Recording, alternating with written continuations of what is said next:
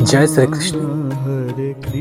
Divine Thursday community के मेरे सभी साथियों को जो कृष्ण प्रेमी भक्त हैं, जो भगवान श्री कृष्ण को किसी न किसी रूप में याद करते हैं, उनकी सेवा का भाव रखते हैं, उनके प्रति दिन के 24 घंटे में से 2 मिनट का समय भी निकालते हैं और उनका सुमिरन करते हैं। वैसे तो आज दिन शनिवार है और 11 मई 2024 का समय है। आज का विशेष एपिसोड अपने कम्युनिटी के लिए, अपने सारे प्रेम करने वाले लोगों के लिए, भाइयों के लिए, श्री कृष्ण प्रेमियों के लिए भगवान श्री कृष्ण को कोटि कोटि प्रणाम करता हूँ। दरअसल आज एक अद्भुत समय है और आज मेरे जीवन में मेरे विवाह के 11 वर्ष पूरे हो चुके। आज से ठीक 11 साल पहले 2013 में 11 मई 2013 को एक लड़की का साथ मिला था। माता पिता ने उसको मेरे जीवन में दिया था और तब से लेके अब तक जीवन में उतार चढ़ाव तो थोड़े बहुत आए हैं, लेकिन जब से भगवान श्री कृष्ण की कृपा और हमारे आराध्य मेरे गुरुदेव की कृपा जीवन में है, अपने बच्चों के समेत, अपने परिवार के समेत इस जीवन यात्रा में आनंद और मंगल है।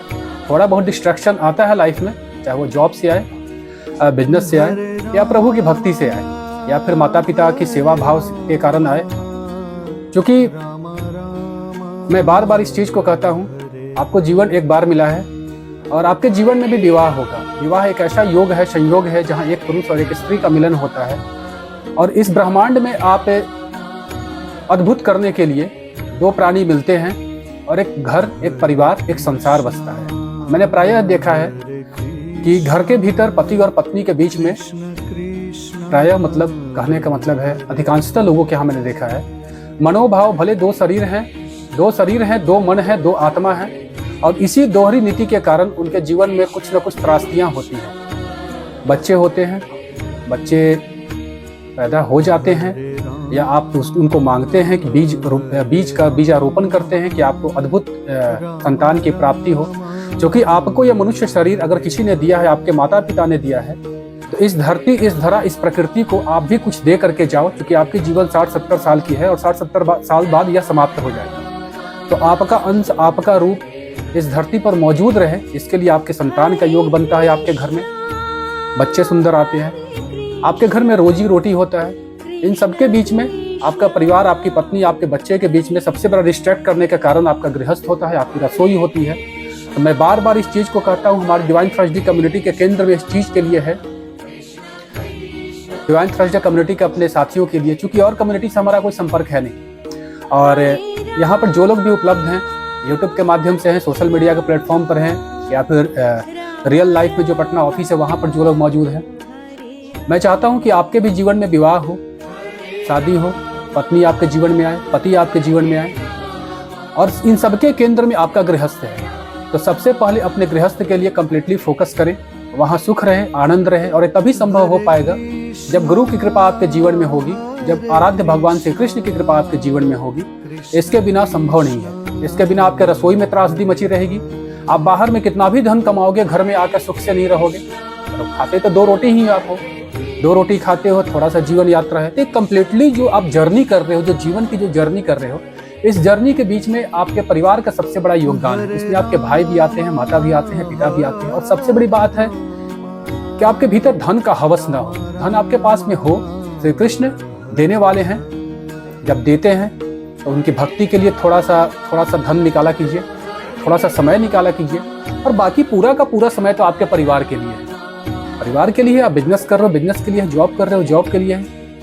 और केंद्र में धन है और इस केंद्र में धन होने के पीछे कारण है कि आपका गृहस्थ है, आपका परिवार है, आपका साम्राज्य है। आपको रोटी चाहिए, चावल चाहिए, बच्चे के नीड के लिए कोई चीज चाहिए। विवाह एक ऐसा योग है जहाँ से जीवन में आपको अगर इस सारे जितने भी आपके पास आसपास में उलझन है और मकर जाल है, इनसे मुक्ति चाहिए, तो कम्प्लीटली आपको अपने परिवार के साथ, अपनी पत्नी के साथ, अपने बच्चों के साथ, अपने माता पिता के साथ आपको डूबना पड़ेगा। इस रस को भोगना पड़ेगा। अगर मैं कहूँ कि सबसे बड़ा वीर बहादुर वही है जो इस संसार में अपने गृहस्थ में रह करके प्रभु की भक्ति कर रहा है। सबसे बड़े संत तो आप हो जो कि इस परिवार का वहन कर रहे हो। इस परिवार में माता पिता, भाई बहन, पति पत्नी सबके साथ में रहते भर में श्री कृष्ण के प्रति आपके हृदय में प्रेम है। और उस प्रेम से भी आगे एक कदम आगे है कि अगर आपके भीतर क्षमता है, अगर आपके भीतर धन है, आपके भीतर क्षमता है, मेरे प्यारे भाइयों, मेरे सारे कृष्ण प्रेमी मित्रों, जीवन में 2 क्षण निकाल करके आप युवा हो, युवा चेतना हो, और उन युवा चेतना जो कि जीवन में अनबैलेंस्ड होने जा रहे हैं, उनका जीवन त्रासदी में जाने जा रहा है, उन तक भगवान श्री कृष्ण को लेकर चलिए। मैं आपके साथ, मैं भी मरूंगा, मुझे भी मरना है। 11 वर्ष विवाह के हो गए, 11 वर्ष 2 दिन मेरे जीवन में होंगे, ये पता नहीं, क्योंकि जीवन का परम सत्य है कि मृत्यु आनी है। आप करोड़पति बनो ना बनो, आप राजा बनो ना बनो, आप साइंटिस्ट बनो ना बनो, लेकिन आपके जीवन में एक सत्य है कि मृत्यु आनी है। तो वे शरीर है, एक दिन आग के हवाले होगा, मिट्टी के हवाले होगा। इसके भीतर जो चेतना है, जो मन है, और मन के पीछे जो तीसरे तल पर जो आपकी चेतना है, जो भगवान श्री कृष्ण का साक्षात रूप है, इस रूप को समझने के लिए प्रयास जीवन में होनी चाहिए। आपके पास जो प्रचुर मात्रा में धन है, उस धन का उपयोग श्री कृष्ण की भक्ति के प्रचार में होनी चाहिए। डिवाइन थर्सडे फाउंडेशन, आज दिन तो शनिवार है, मेरा एडिशन, मेरा संवाद गुरुवार को आज तक आया है, लेकिन आज मेरे जीवन में वो योग का दिन है। 11 मई का समय है, जहाँ मेरे जीवन के वैवाहिक जीवन के आज 11 वर्ष गुजर चुके हैं। और इस उपलक्ष्य पर जो मुझसे बड़े हैं, या फिर जिनके हृदय में भगवान श्री कृष्ण के प्रति थोड़ा भी तनिक भी प्रेम है, जो कृष्ण को आराध्य के रूप में, श्री कृष्ण को क्रांति के रूप में मानते हैं, उन सबको मैं कोटि कोटि प्रणाम करता हूँ। मैं सबको प्रणाम करता हूँ। मैं इस योग्य नहीं हूँ कि मुझे कोई प्रणाम करे। मैं आप सबके हृदय में बैठे भगवान कृष्ण को प्रणाम करता हूँ। अगर आप गृहस्थ वाले हैं, आपके भी माता पिता हैं, आपकी भी पत्नी है, या फिर आपके पति होने वाले हैं, आपकी पत्नी होने वाली है, जीवन के सब रस में डूबना। एक रस ये भी है कि कृष्ण भक्ति के रस में डूबना, और जीवन का हर क्षण, चाहे वो सुख का हो, दुख का हो, उसको कन्वर्ट कर सके आनंद में, और परमात्मा की असीम कृपा रहे, और श्री कृष्ण भक्ति के लिए, युवा चेतना के लिए निकल सके, इतना हिम्मत आपके भीतर हो सके, इतना धन आपके पास रह सके, श्री कृष्ण को भी अर्पण कर सके, उनके सेवा, उनके भाव के लिए अर्पण कर सके, और आपके जीवन में भी गृहस्थ सुख हो, आपके जीवन में आनंद हो, आप भी आनंद के चरम पर पहुंच सके। बस यही मेरी कामना है। आप सबके हृदय में बैठे भगवान श्री कृष्ण को कोटि कोटि प्रणाम। जय श्री कृष्ण। जय कृष्ण। मैं हूँ प्रिंसा लक्ष्मी। मम्मी पापा का एनिवर्सरी है। जय श्री कृष्ण। आज मेरी मम्मी पापा का एनिवर्सरी है।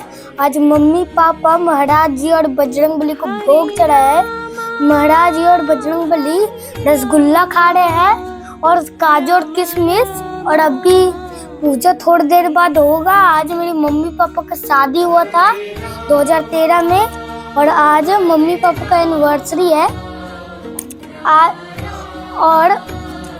और बच्चे लोग को हमेशा कुछ ना कुछ तो करना चाहिए।